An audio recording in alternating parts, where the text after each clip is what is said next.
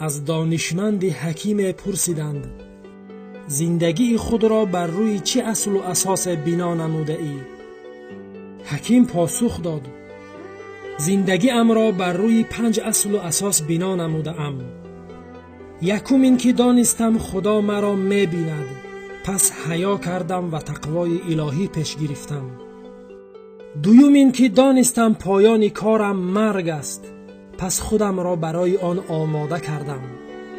سیوم این که دانستم رزق و روزی مرا کسی دیگر نمی خورد، پس آرام گرفتم. چهارم این که دانستم کاری مرا کسی دیگر انجام نمی دهد و بار زندگی ام را باید خودم به دوش بکشم، پس کوشش و تلاش کردم.